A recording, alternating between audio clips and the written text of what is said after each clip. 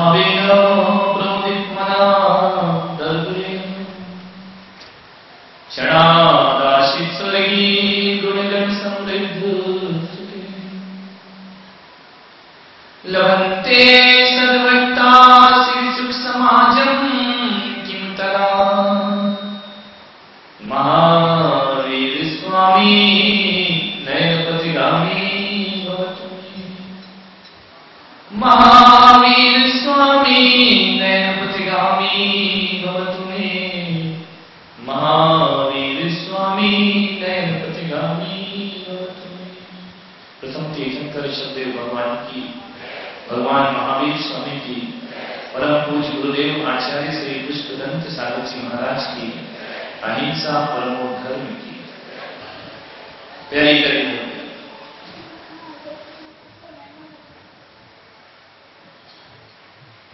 विगत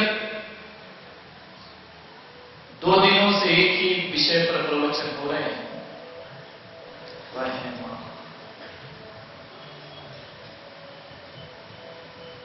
आज इसका उपसंहार करूंगा।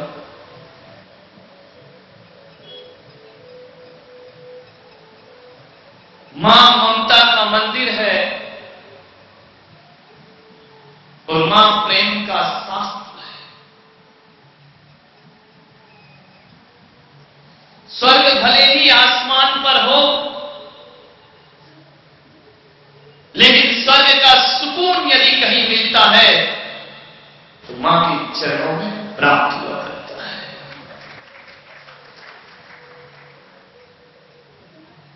परमात्मा भले मोक्ष पर विराजमान हो, लेकिन परमात्मा की करुणा और ममता के दर्शन करना है तो कभी किसी मां के पास जाकर के देख लेना। मानिएगा, एक काम जरूर करना, रोज सुबह उठकर नमोकार मंत्र पढ़ना।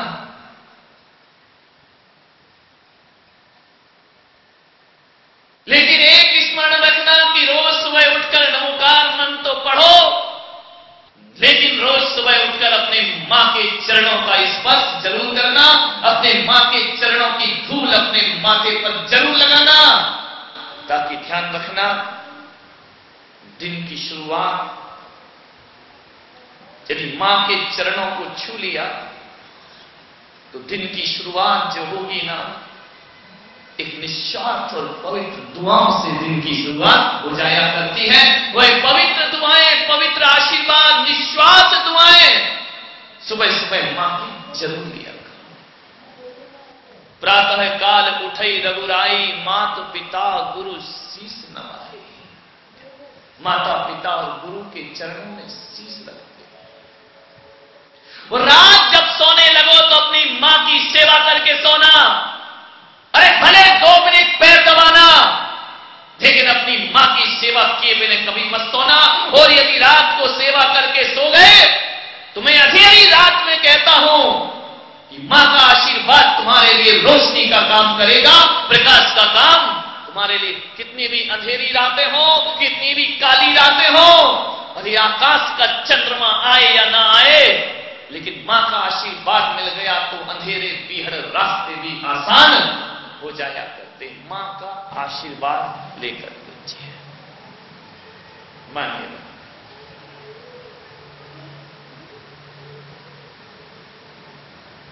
मां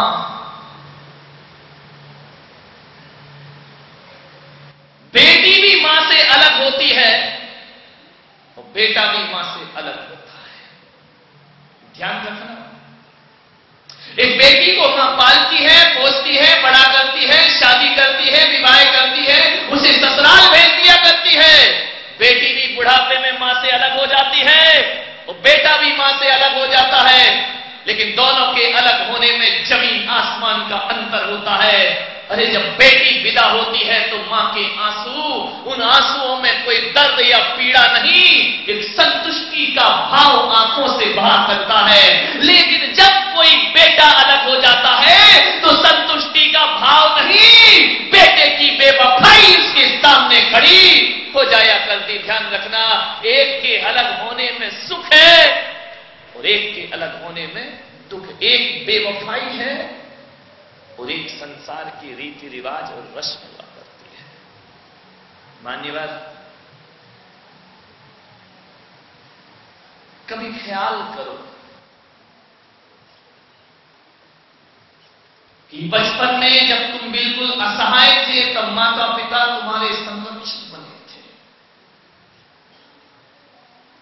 और आज माता पिता बुढ़ापे में असहाय हो जाएं तो हमें भी उनका संरक्षण बनना चाहिए। जब इस धरती पर तुम आए थे तो एक बात बताओ कि सबसे पहला रिश्ता किससे बना था? आपसे पूछा। पत्नी से तो नहीं बना था, बच्चों से तो नहीं बना था ना, रिश्तेदारों से तो नहीं बना था पहला रिश्ता। अरे रिश्तेदार और पत्नी तो छोड़ो, गुरु से भी पहला रिश्ता नहीं बना था, परमात्मा से भी पहला रिश्ता नहीं बना था। इस धरती पर आए थे तो सबसे पहला यदि रिश्ता बना था तो केवल मां से सबसे पहला रिश्ता बना था। सबसे पहला संबंध, ध्यान रखना, दुनिया के जितने भी रिश्ते हैं मां के रिश्ते से सब छोटे हैं। किसी का भी रिश्ता उठा के देखा, अरे पिता का रिश्ता भी छोटा है, परिवार का रिश्ता भी छोटा है मां के रिश्ते के आगे, क्योंकि सभी रिश्तों में मां का रिश्ता 9 माह बड़ा रिश्ता हुआ करता है।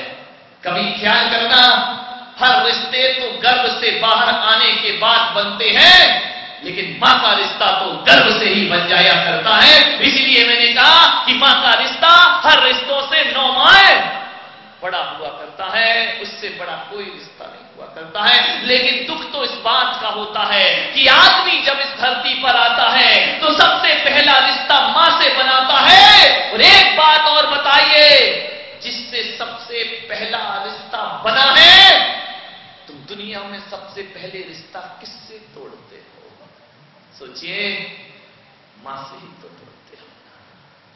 जिससे रिश्ता पहले बना उससे रिश्ता पहले तोड़ दिया। नहीं, हमने तो यही देखा है कि जब जब वासना और ममता में युद्ध हुआ है, ममता पराजित होती है और वासना जीत जाया करती है। ध्यान रखिए, एक लड़का था, आपने कहानी सुन रखी होगी, लेकिन फिर भी मुझे बहुत अच्छी लगती है। इस पंडाल में कोई नहीं होगा जिसने एक कहानी ना सुनी हो। एक लड़का था,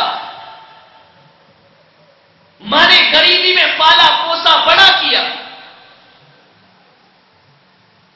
बड़े अरमान लेकर जी मां की बेटा बड़ा होगा तो मुझे बड़ा सुख शांति सुकून मिलेगा। एक दिन वो लड़का ऐसा मनचला हो गया दोस्तों की संगति में कि पढ़ाई लिखाई से ध्यान तो हट गया, उसका ध्यान एक खूबसूरत रूप लावण्य की धनी एक वेश्या पर आकर्षित हो गया। मां को पता नहीं चला, इतना प्रेम में अंधा हुआ, इतना प्रेम में अंधा हुआ कि सब कुछ भूल गया। अब उसे कुछ सुध-बुध नहीं रह गई, बस वो वेश्या ही वेश्या दिखाई देती, खाता तो वेश्या दिखती, चलता तो वेश्या दिखती, सपने में वेश्या आती, प्रेम में डूब गया उसके। मेरे भाई, मैंने कहा ना कि वासना और ममता में युद्ध ठनते हैं तो वासना जीतती है। एक दिन वेश्या ने कहा कि तू मुझे अंधों की तरह चाहता है, तू पागल जानता है कि क्या कर रहा है अपने जीवन में? उसने कहा क्या कर रहा हूं? अरे मुझे देख, मैं पतित हूं, मैं तेरे लायक, तेरे परिवार के लायक नहीं हूं। उसने कहा मैं तुमसे प्रेम करता हूं। वेश्या ने कहा पागल, तू मुझसे प्रेम करता है और जिससे तू प्रेम करता है वो तुझसे प्रेम नहीं, तेरे पैसों से प्रेम किया करती है। ये तो जिस्म का धंधा है, यहां तो रोज आते हैं लोग। तेरे पॉकेट में पैसे हैं तो बात कर, नहीं तो यहां से जा। बहुत दिन बीते, रोज रोज जाता। एक दिन उसने वेश्या से प्रेम का प्रस्ताव रखा कि मैं तुमसे शादी करना चाहता हूं। वेश्या ने कहा कि पागल है क्या, मुझसे शादी? लोग मुझसे बात करना नहीं चाहते हैं, तू मुझसे शादी करना चाहता है। उसने कहा कुछ भी हो जाए मैं तेरे बिन मर जाऊंगा, प्राणों का विसर्जन कर दूंगा, तू नहीं मिलेगी तो मेरा जीना बेकार है।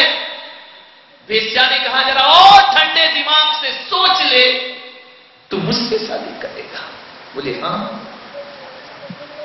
बोले समाज क्या कहेंगे, समाज ने मुझे दिया क्या है जो मैं समाज की परवाह करूं? तू उसकी चिंता मत कर, मैं तो तेरे से विवाह करना चाहता हूं। चल भाई, समाज कुछ ना कहेगी, समाज की तू परवाह नहीं करता है, लेकिन कभी सोचा है क्या तेरी मां मुझे स्वीकार करेगी? सोच में पड़ गया। उसने सोचा कि भाई कोई भी मां स्वीकार तो नहीं कर सकती। तो बोले तेरी मां को राजी कर गया। बहुत प्रयास किया भाई, लेकिन मां राजी ना हुई। अरे गरीब से गरीब मां भी अपने बेटे की शादी किसी वेश्या से करना नहीं चाहती है। बेटे ने कहा कि लेकिन मैं तेरे बिना तो जी नहीं सकता।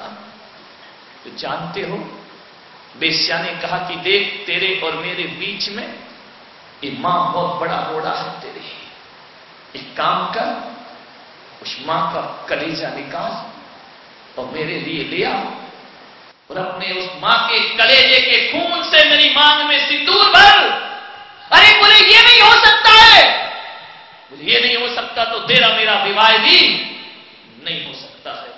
वो सोचा, रात भर तनाव में जिया कि मैं करूं क्या, मैं वेश्या के बिना रह नहीं सकता हूं और मां का कलेजा निकाल नहीं सकता हूं, करूं क्या करूं। वो सोचा, अधीर हो गया। एक मन करता कि यार वेश्या को छोड़ देना चाहिए, दूसरा मन कहता कि मैं जीऊंगा कैसे। दो राहे पर आकर खड़ा हो गया जिंदगी के। बहुत सोचा, एक दो दिन उसके घर नहीं गया, लेकिन मन है कि माना नहीं।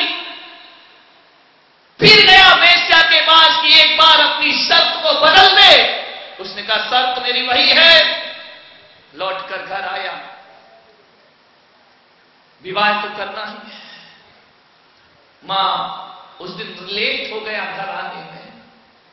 मां दरवाजे पर बैठी बैठी इंतजार करती है कि आज हमेशा समय पर आने वाला बेटा आज इतने देर से क्यों आ रहा है।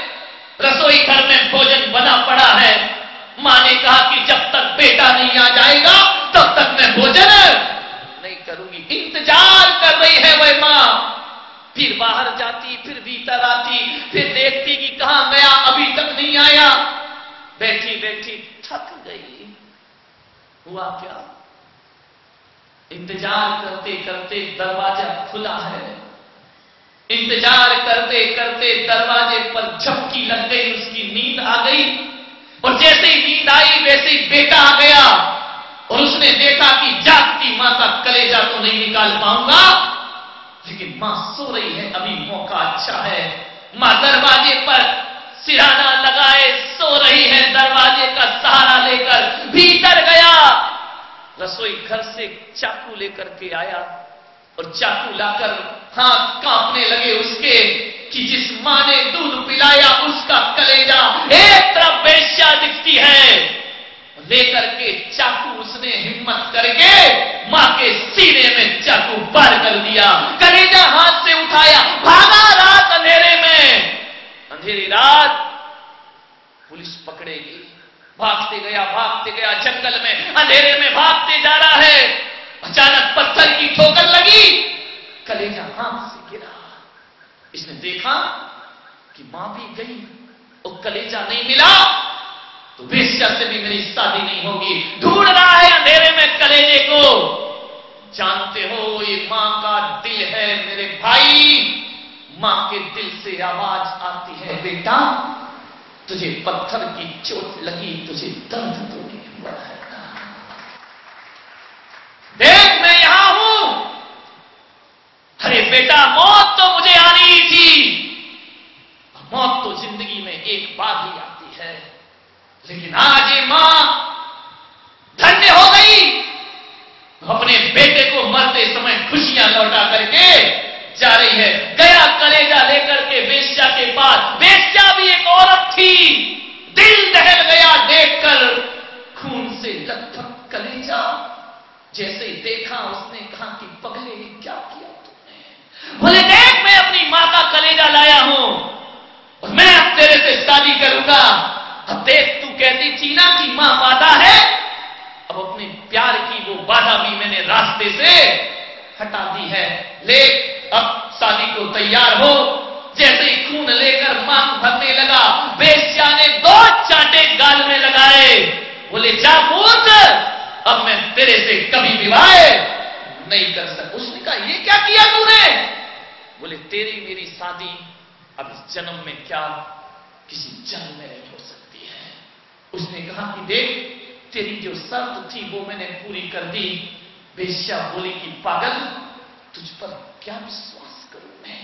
अरे मूर्ख, जो अपनी मां का नहीं हुआ वो अपनी पत्नी का भी कभी नहीं हो सकता है। मैं तुझ पर विश्वास नहीं कर सकती हूं। अरे आज तू मेरे कहने से जो बेटा अपनी मां का कलेजा निकाल सकता है, वो किसी और के कहने से कल मेरा कलेजा भी निकाल के बाहर कर देगा। जो मां का नहीं हुआ वो पत्नी का क्या? मैं बहुओं से निवेदन करता हूं, किसी मां से उसका बेटा मत छीनो और ज्यादा खुश मत हो जाना कि हमारे कहने से हमारे पति ने अपने मां बाप को अलग कर दिया, दोनों सेपरेट हो गए। ज्यादा खुश मत होना। यदि तुम्हारे कहने से तुम्हारा पति मां बाप को घर से अलग कर सकता है, तो कल तुमसे सुंदर मिल गई तो एक दिन तुम्हें भी वो अपने घर से अलग कर सकता है। मां बाप कौन होते हैं? कैसी बहू बनना है तुम्हें? कैसी बेटी बनना है? मैं जानता हूं एक बेटी को कैसी होती है वो बेटी कि उसकी सगाई हो गई। आजकल जमाना बदल चुका है। सगाई क्या हो जाती है? शादी भले बाद में हो, मेल जोल ऐसा बढ़ जाता है कि जैसे शादी ही हो गई हो।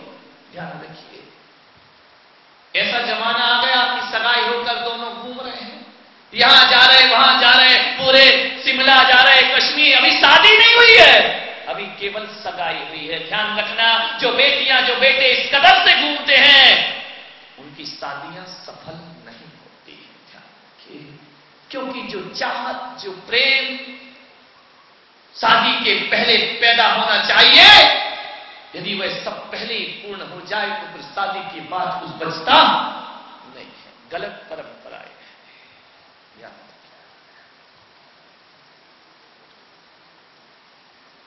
उस लड़की की सगाई हो गई, वो लड़की रोज अपनी ससुराल में जाने लगी। लड़की की मां ने कहा कि भाई बेटा, आज के जमाने में मैं कुछ कह तो नहीं सकती,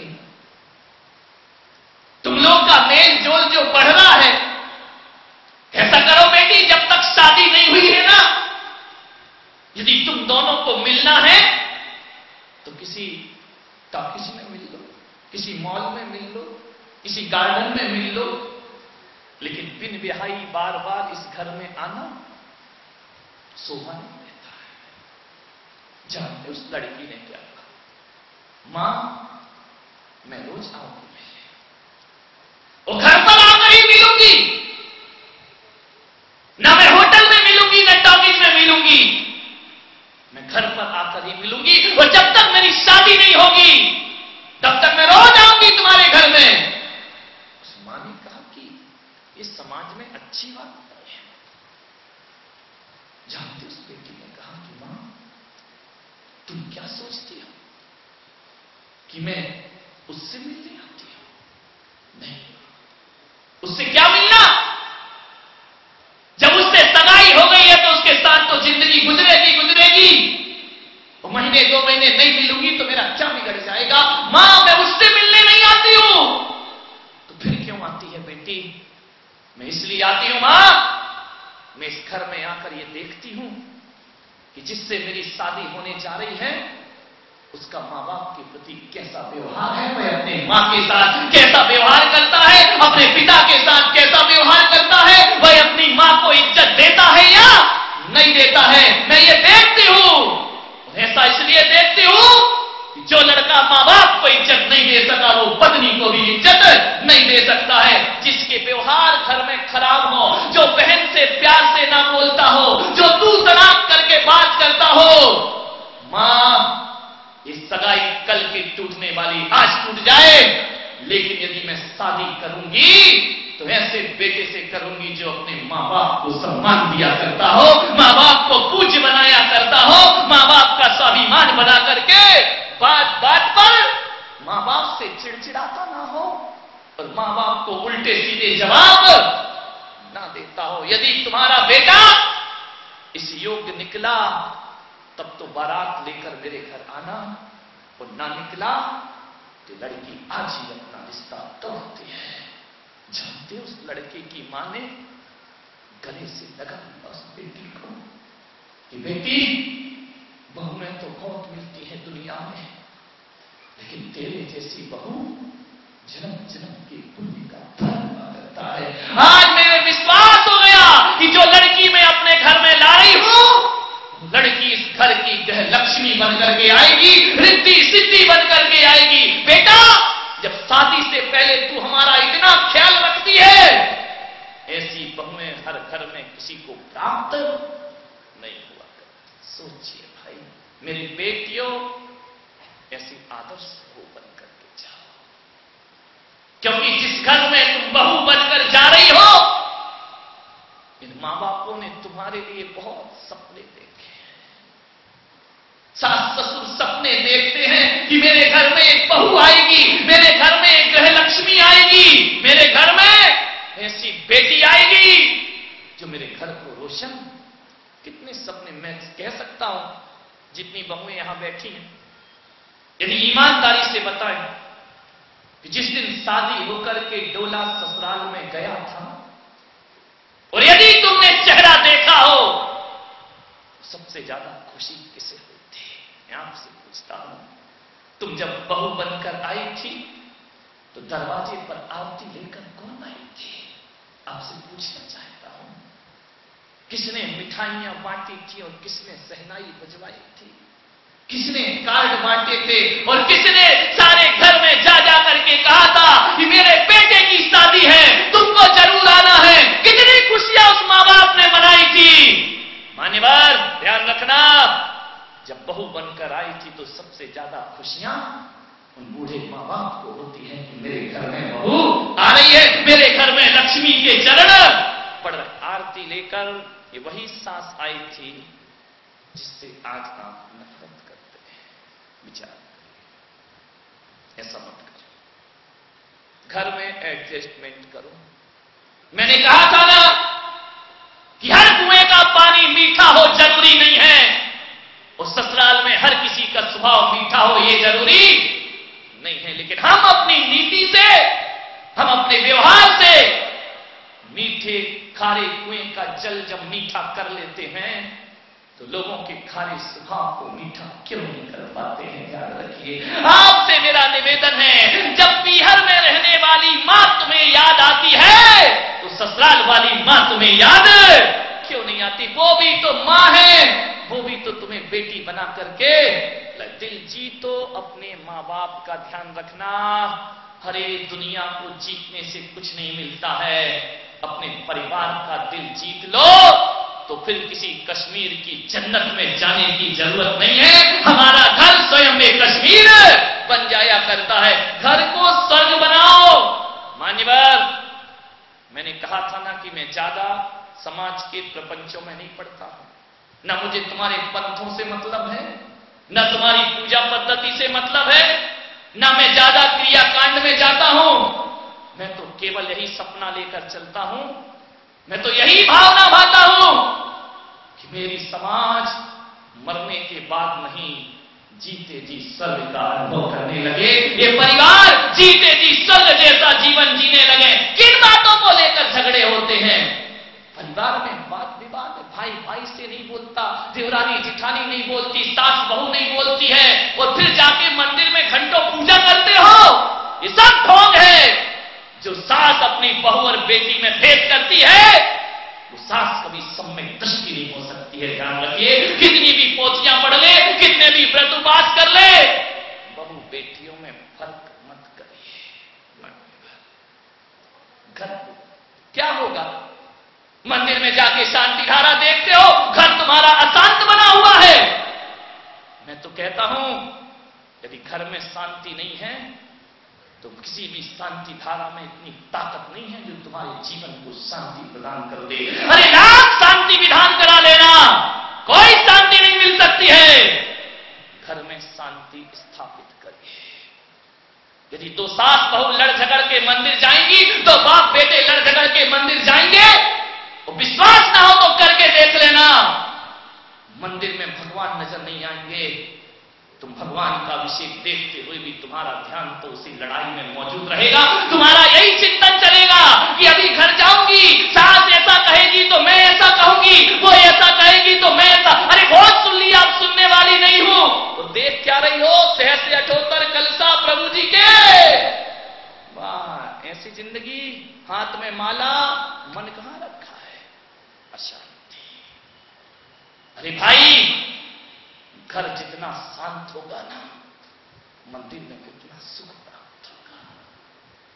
मन अशांत हो तो भगवान के दर्शन कैसे होंगे? अरे अशांत चित्त में परमात्मा का चित्र नहीं बना करता है। ध्यान रखिए। अरे जिस पेड़ में आग लगी हो उस पर तो पक्षी भी बैठना नहीं चाहते हैं, और जिसके मन में अशांति की आग लगी हो उसके भीतर कोई महावीर बैठना पसंद नहीं किया करते। शांति रखो। अरे सारी दौलत भी बेकार है यदि मन में शांति ना हो। घर को शांत रखना। मरने के बाद शांत। अभी मैं आ रहा था नसिया जी में, शांति की प्रार्थना रखी गई। बोले क्यों? बोले 2-4 चले गए। मैंने कहा जय हो पंचांग। रोज ही 1-2 दिन में वहां उठावना होता ही रहता है। मेरे भाई, मैं आपसे कहता हूं कि घर ऐसा बनाओ, परिवार ऐसा बनाओ कि मर जाओ यदि तुम, तो तुम्हारे लिए शांति की प्रार्थना की जरूरत न पड़े। मैं पुलक सागर तुमसे कहता हूं कि मेरी समाधि हो जाए तो कभी मेरे मरने के बाद श्रद्धांजलि सभा मत रखना। मेरे मरने के बाद कोई शांति की प्रार्थनाएं मत करना, क्योंकि मुझे मालूम है कि तुम्हारी प्रार्थनाओं में कोई दम नहीं है। ध्यान रखना। कितनी भी कर लो, क्या दम है तुम्हारी प्रार्थना में? यदि प्रार्थना में दम है तो जाओ भगवान से प्रार्थना करो कि लादेन को नरक में मत भेजना। जाओ, कर सकते हो। सद्दाम नरक नहीं जाना चाहिए। अरे कोई प्रार्थना नहीं। जब तुम किसी को नरक जाने से नहीं रोक सकते हो तो तुम किसी के स्वर्ग में भी बाधा नहीं बन सकते हो। ध्यान रखिए, कोई मेरी शांति की प्रार्थना ना करे, कोई जरूरत नहीं मुझे। मैं विश्वास के साथ कह सकता हूं कि मेरे मरने के बाद शांति की प्रार्थना मत करना। मैं अपने जीते जी ऐसा जीवन जीऊंगा कि खुद की शांति खुद प्राप्त करके जीवन के लक्ष्य को प्राप्त करूंगा। भीख में मांगी हुई शांति से कोई शांति मिलती है? कितना भी लिख दो घरों में, मरने के बाद फोटो पर लिख दिया स्वर्गीय। अरे मुझे फोटो वाला स्वर्ग नहीं चाहिए, मुझे तो जीते जी स्वर्ग का अनुभव चाहिए। कोई प्रार्थना, मैं अपनी शांति अपने साथ लेकर जाऊं। परेशान मत हो मेरे लिए। ध्यान रखना, ऐसा जीवन बना लो। अरे मरने के बाद शांत हुए तो क्या खाक शांत हुए? मरने के बाद शांत होना ये मुर्दे की मजबूरी है। वो बोल नहीं सकता है, लेकिन जीते जी जो शांत हो जाता है वो मजबूरी नहीं, वो जीवन की एक साधना बन जाया करती है। शांत हो जाओ। अम्मा जी चली गई, बोले शांत हो गई। अरे अम्मा जीते जी शांत क्यों नहीं हो गई? तो कुछ नहीं रखा है प्रार्थना में, कोई दम नहीं है। अपनी शांति खुद यहां से लेकर चलो। ध्यान रखना, जीवन की सबसे बड़ी साधना मैं उसे मानता हूं, जीवन का सबसे बड़ा मोक्ष मार्ग वही है, और जीवन का सबसे बड़ी तपस्या वही है कि हम किसी भी कीमत पर अपनी स्वतंत्रता और अपनी शांति को भंग ना होने दें। ध्यान रखना, लाख जिंदगी दांव पे लगा देना, लेकिन अपनी शांति को भंग मत होने देना। अरे जिसने शांति भंग कर दी वो संत किस काम का? लोगों का काम तो कंकड़ फेंकना है, और लहर उठ गई तो शांति भंग हो गई।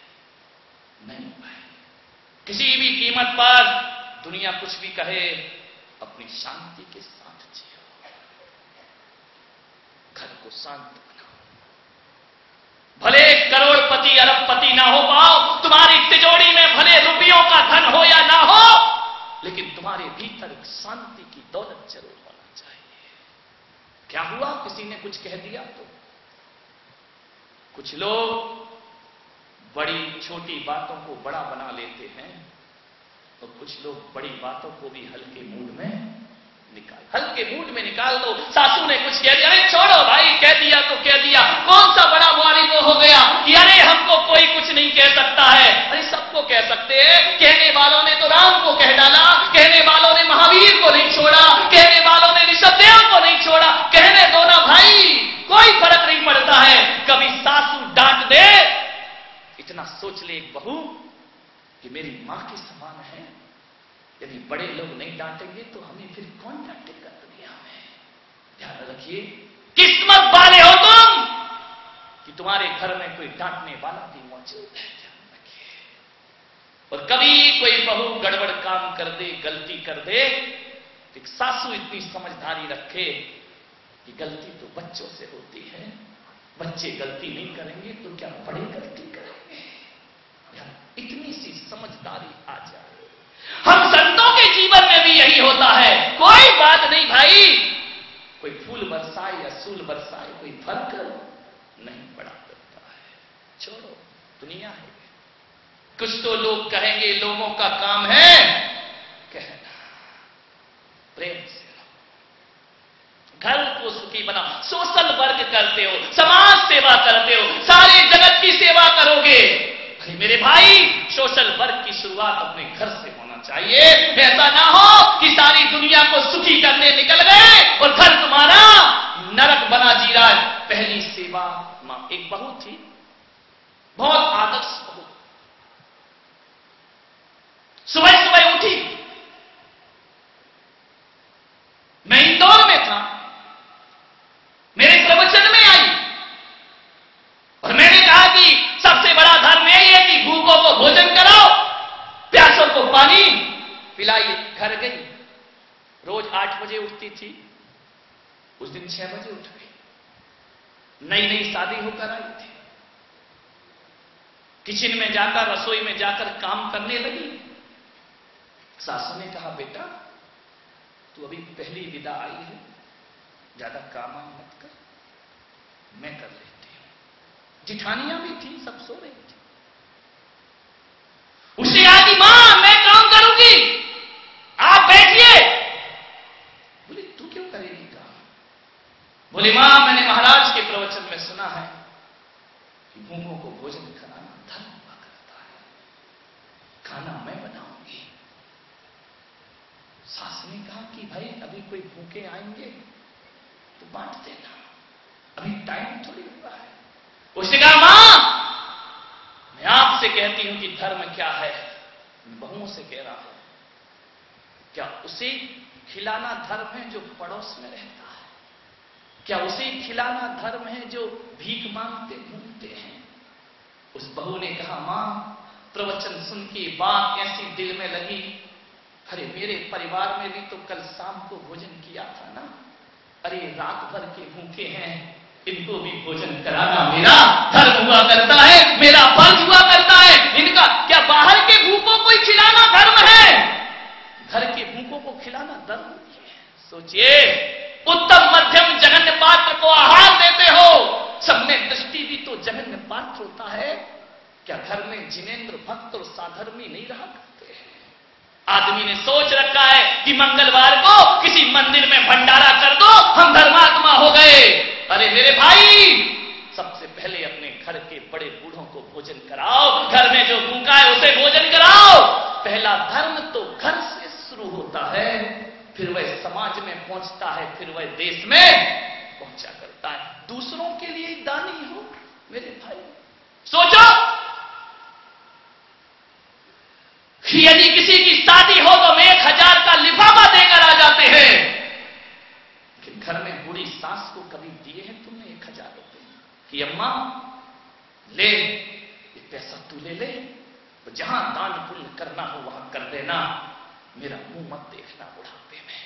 अरे असली बेटा तो मैं उसे कहता हूं जो महीने की कमाई लाकर के पत्नी के हाथ में नहीं, अपनी मां के हाथ में लाकर के रख दिया करता है कि ले मां, ये मैंने महीने का कमाया है। और एक बात ध्यान रखना, अरे वो कमाई पुण्य की कमाई हो जाती है जो मां के हाथ में चली जाया करती है। ध्यान रखिए, अरे पैसा लाओ, बरकत होगी, यदि उस पर मां का हाथ लग गया, ध्यान रखिए, अरे वो घर पाप का घर है।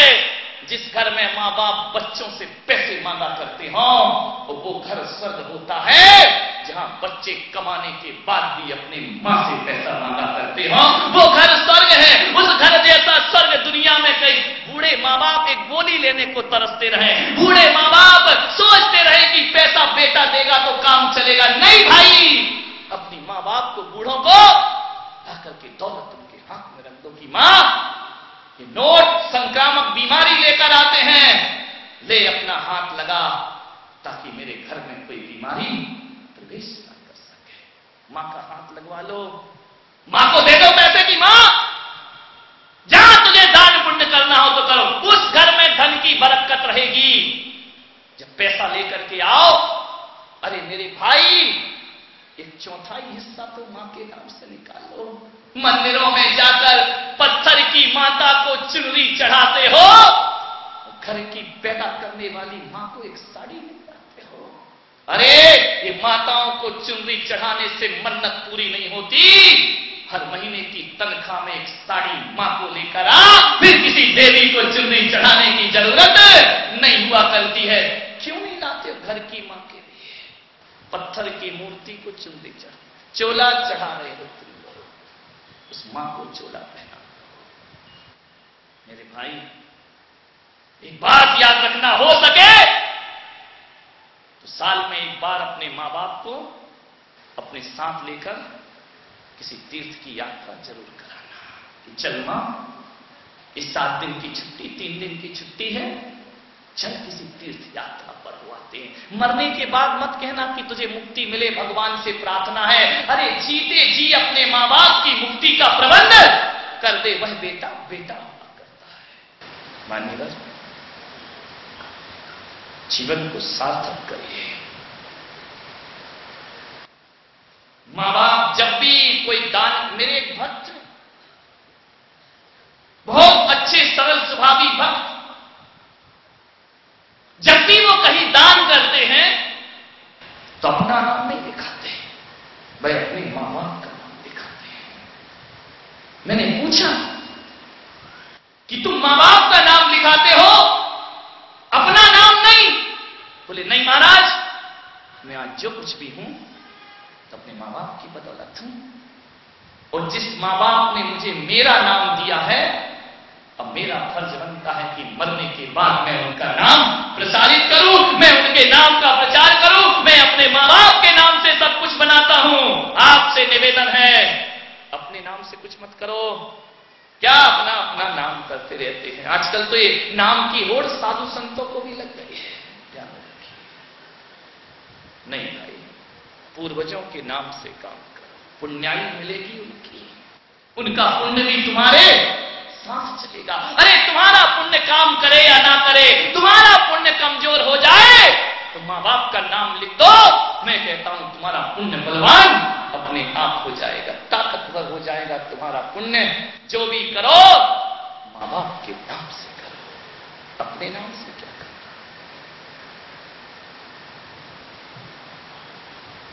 मान्यवर,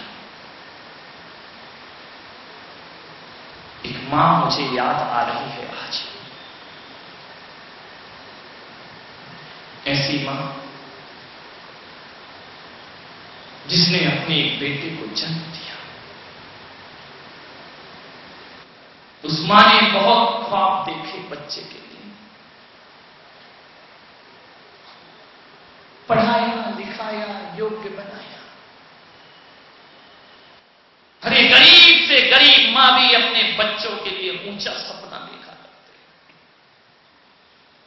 जिसके पास खाने को कुछ ना हो वो भी अपनी औलाद की भोजन की व्यवस्था करते हैं।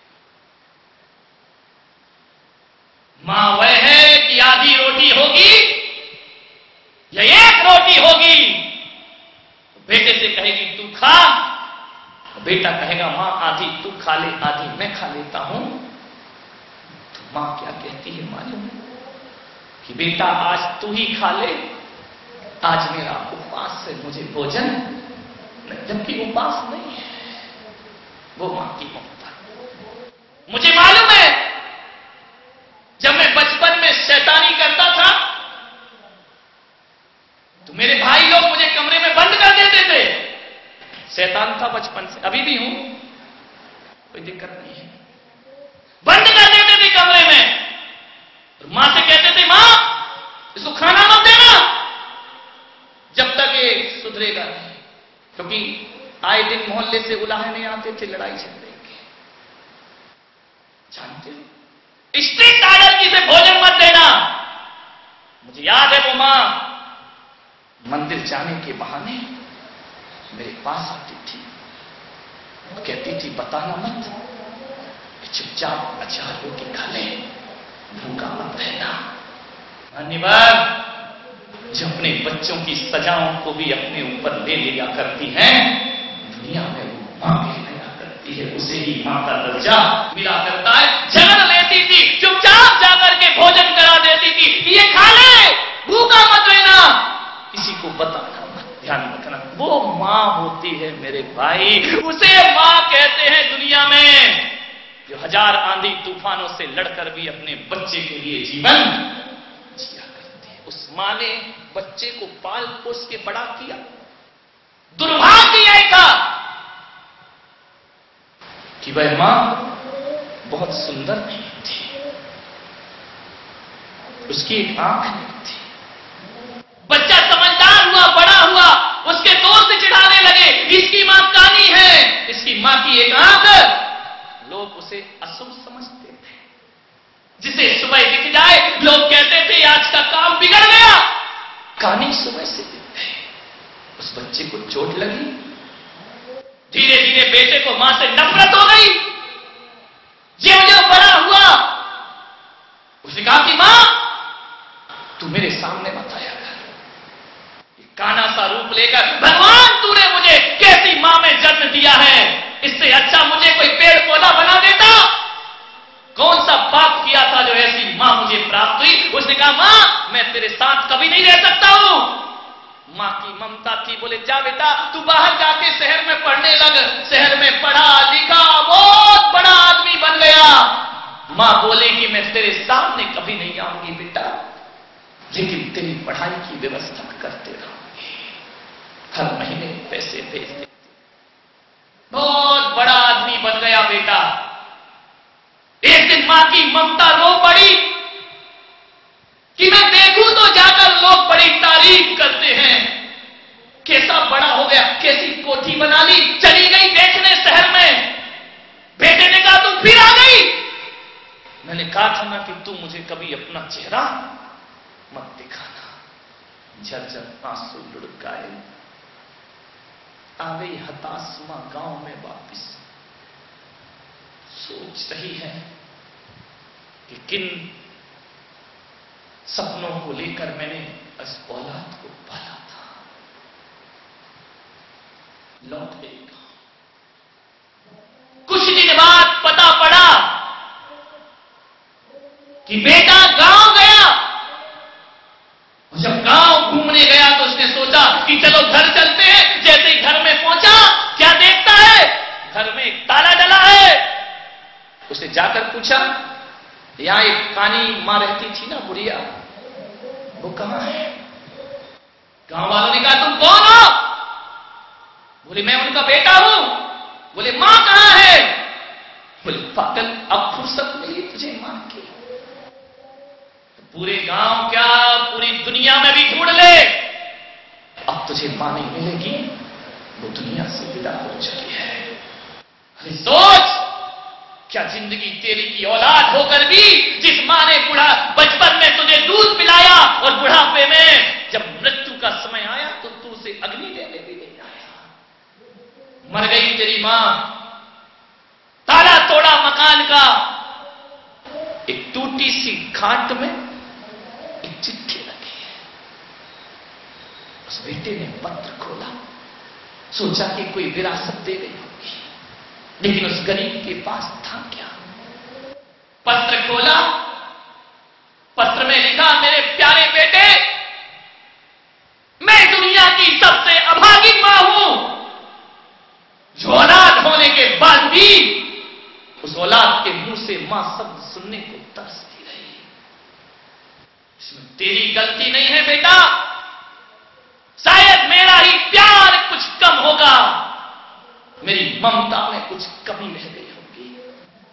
हे अभागिन मां, अरे और तो बच्चे मां के प्यार को तरसते हैं, लेकिन ये अभागिन मां अपने बच्चे के प्यार को तरस तरस के मर गई है।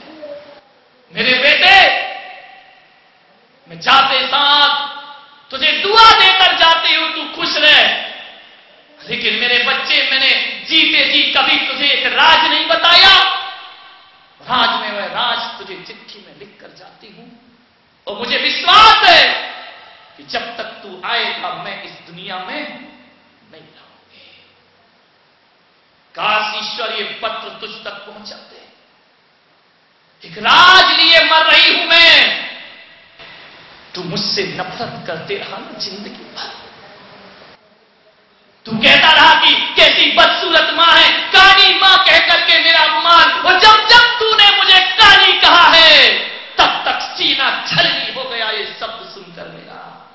लेकिन बेटे, आज ये राज बताती है तेरी मां कि काली मैं नहीं, काना तो तू पैदा हुआ था इस धरती पर। और जब तू पैदा हुआ था तो इस मां ने सोचा था कि मेरे बेटे को लोग काना ना कहें, मेरा बेटा दुनिया में काना ना कहलाए। आज जिस आंख से तू देख रहा है वो तेरी नहीं, इस मां की आंख है जो बचपन में तेरी आंख में मैंने लगवा दी थी। मैंने अपना कानापन स्वीकार किया था, लेकिन मैंने सोचा था मेरे बेटे को कोई काना कह करके, बेटे ये मेरी मां का धर्म है। आज तेरी आंख में यदि रोशनी है, इस मां की आंख की वजह से रोशनी है। लेकिन मेरे बच्चे, ये चिट्ठी पढ़ लेना, लेकिन किसी को बताना मत बेटा, नहीं तो लोग मां की ममता पर विश्वास करना छोड़ देंगे। जो देख रहा है वो मेरी आंख है। फूट फूट करके रोया बेटा कि मां इसी कहते हैं मां। ये होती है मां जो जीवन भर गालियां खाती रही, जो जीवन भर मेरे से अपमानित होती रही। आज मैं देख रहा हूं कि मैं काना पैदा हुआ था, मां नहीं। मां के उपकारों को कौन भूल सकता है? नहीं, मां बाप के एहसान हमारी जिंदगी में इतने हैं कि यदि चमड़ी की जूतियां भी बनाकर 10 जन्म पहनाओ तो भी मां बाप के एहसानों से कोई मुक्त नहीं हो सकता है। इतने उपकार एक मां हम पर करती है। आज बहुत दुख है मुझे इस बात का कि आज इस समाज के बीच मुझे ये कहना पड़ रहा है कि चींटी की रक्षा करने वाली ये समाज, पानी छान कर पीने वाली समाज, अपने घर में मां बाप की इज्जत नहीं कर पा रही है। आज के मन चले नौजवान लड़के मां बाप की कीमत नहीं समझते। मान्यवर, एक घर में मेरा आहार हो गया, बच्चे बाहर गए थे, बूढ़ी मां ने आहार करा दिया मेरा। उस मां को उन बच्चों ने आकर इतना प्रताड़ित किया कि हमारे घर में साधु कैसे आया, तूने आहार क्यों दिए? उस बुढ़िया को धक्के मार के निकाल दिया घर से। मान्यवर, बुढ़िया ने कहा, मां मेरे पास आए कि महाराज झरझर आंसू बह रहे हैं मेरे, मैंने कौन सा अपराध कर दिया एक साधु को आहार देके? बच्चों ने मुझे अपमानित किया, प्रताड़ित किया, और मैं बूढ़ी विधवा, मुझे घर से बाहर निकाल दिया। अब मैं कहां जाऊं महाराज? मैंने कहा, चिंता मत कर, तेरा बेटा तेरा भले ना हो, लेकिन बुलंद सागर बेटा बन के तेरी जिंदगी को ठिकाने लगाएगा। ना हो अपने अपने पराये अपने हो जाए। उस मां को मैंने वात्सल्य धाम में रखा। कुछ दिन पहले उसका मरण हुआ। रखा मैंने, वात्सल्य धाम की योजना बनाई। मैं पुष्पगिरी से बिहार करके भोपाल की तरफ जा रहा था। रास्ते में मैंने देखा, जब जंगलों से गुजरा, एक झाड़ियों के बीच एक बच्चा रो रहा है, तड़प रहा है, नवजात शिशु। रोने की आवाज आई। अमरचंद जी अजमेरा भोपाल के, वो आज नहीं है इस दुनिया में, लेकिन मुझे याद है वो दिन। मैंने कहा कि देखो किसकी आवाज है। जाकर के देखा तो एक नवजात शिशु को कुत्ते घसीट रहे हैं। मैंने कहा ये मानवता है इस देश की? क्या इंसान के बच्चों, कुत्ते के बच्चों को रखते हो और मां बाप इंसान का बच्चा तड़प रहा? उठाया उन्होंने बच्चे को, ले जाकर भोपाल की मातृ छाया में उसे रखा। पल पुस करके बड़ा हुआ, एक अच्छी फैमिली उसको गोद में लेकर के चली गई। मान्यवर, ये विधवा बेटियां जो असमय में विधवा हो जाती हैं, हम कर क्या रहे हैं समाज में? बातें बड़ी बड़ी करते हैं, सिद्धांत की बातें बहुत बड़ी बड़ी करते हैं, मंदिरों में बैठकर तत्व की चर्चाएं कर लिया करते हैं, लेकिन ये समाज अपनी समाज के लिए क्या कर रही है? सोचिए। मैंने उस दिन अपने गुरु से कहा कि महाराज, मैं अपने जीवन में मंदिर पे ज्यादा ध्यान नहीं, बहुत बन गए बड़े बड़े मंदिर, करोड़ों का दान कर देते हो मंदिरों में, लाखों रुपए की मूर्ति रख देते हो। वो जो आदमी लाखों रुपए की मूर्ति रखता है, उससे पूछना कि साल में कितनी बार मंदिर जाता है। विचार करिए, आप दर्शन नहीं करता, पूजा नहीं करता। इनका मुझे आशीष दें कि मैं अपनी प्रेरणा से, अपने भक्तों से इस समाज में गरीबी रेखा के नीचे जीने वालों के लिए मैं कैसे वात्सल्य के धाम का सृजन करूंगा। अरे भगवान के नहीं, लेकिन जीते जागते इंसान के मंदिर बना करके खड़े कर दूंगा।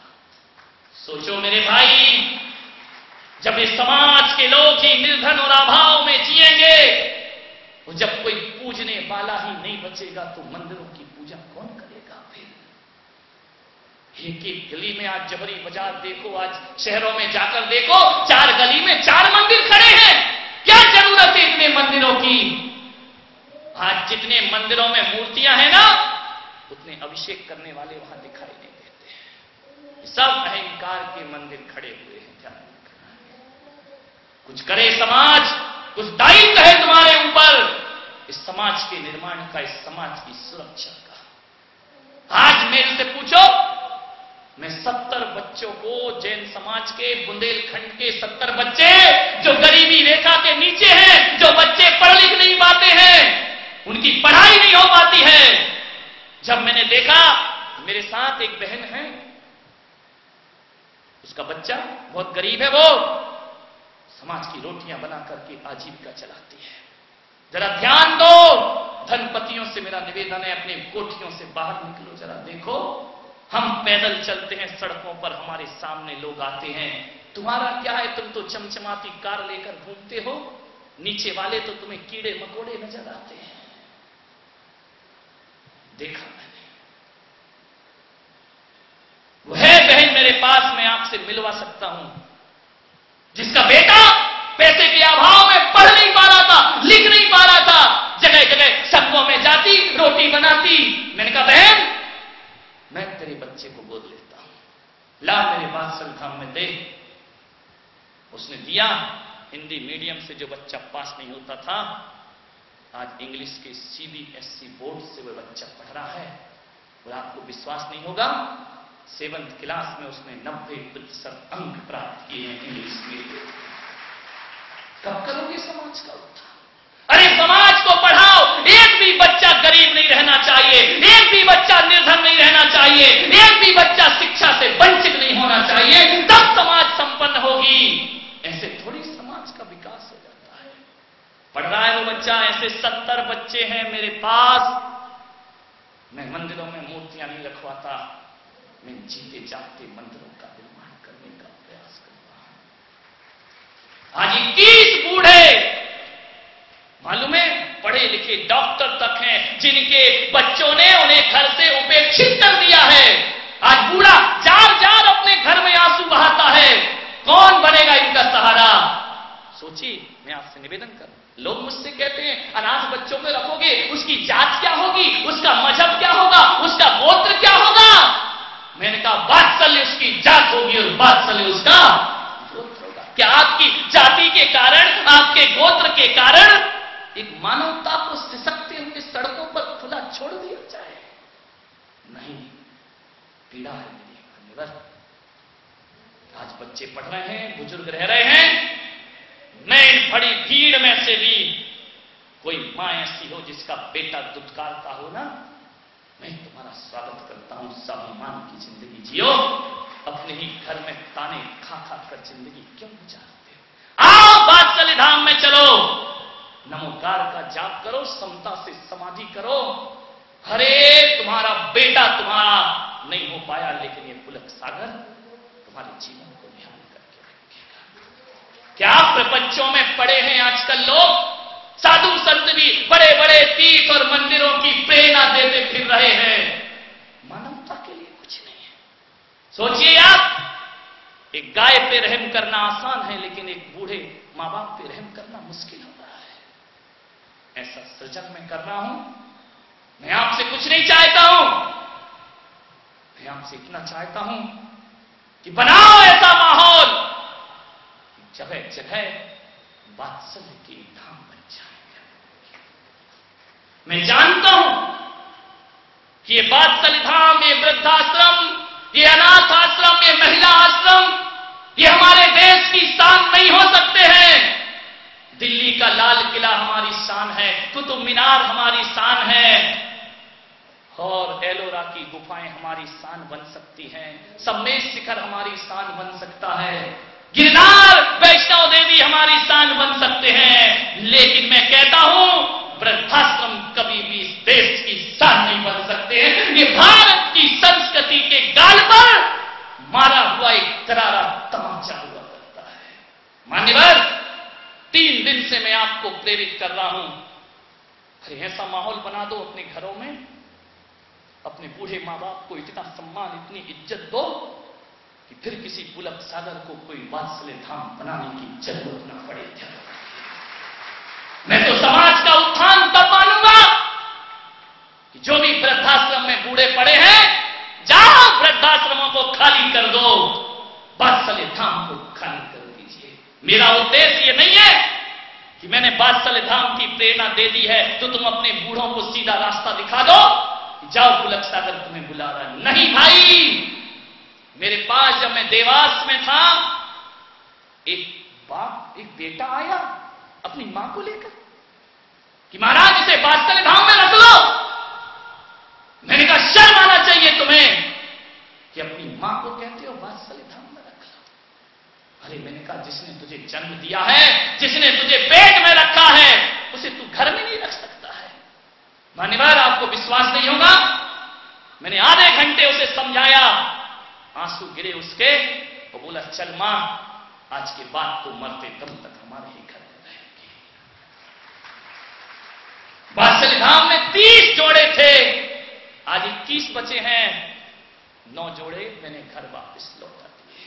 मान्यवर, मेरा काम घर बिखारना नहीं, इनके स्वाभिमान को वापस लौटाना है। आज भी गरीबी रेखा के नीचे हमारी समाज के लोग जी रहे हैं। आओ उनके लिए कुछ करें जीवन में। बहुत बना लिए तीर्थ, बहुत बना लिए मंदिर, बहुत बातें कर ली, जिए और जीने दो की। ऐसी समाज का निर्माण कर जाओ मेरे भाई, ताकि आने वाले समय में ये मंदिर फिर से भर जाएं। इस सूने मंदिरों में फिर से महावीर की जय जयकार गूंजने लगे, फिर से नमोकार का अनहद नाद होने लगे। ऐसा कुछ करो अपने जीवन में। एक 3 काल 24 रखी जा रही घर तेरे की। पूजने वाला कौन है इनको?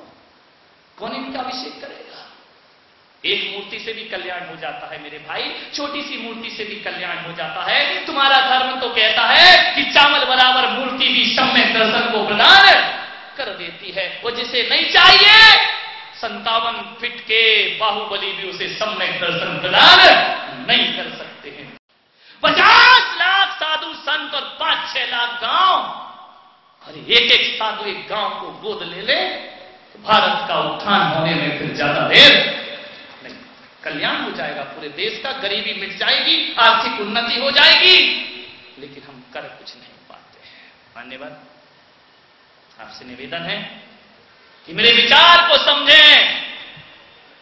जो समझदार हो, जो समझता हो, मेरी ताकत को मजबूत करें। और जो समझ में नहीं आता उनको जो लगे वो करें। मंजिलों पर जाकर दीपक जलाना है मेरा काम, और हवाओं के क्या रुख हैं हम ये नहीं देखा करते हैं। आंधी तूफान में भी दिए जलाएंगे मानवता के लिए। जिनसेन स्वामी मालूम है 1000 जैन श्रावक खड़े कर दिए थे जिन्होंने समाज के लिए। सोचिए ये काम है, वरना समाज का अस्तित्व कहां से कहां चला गया होता।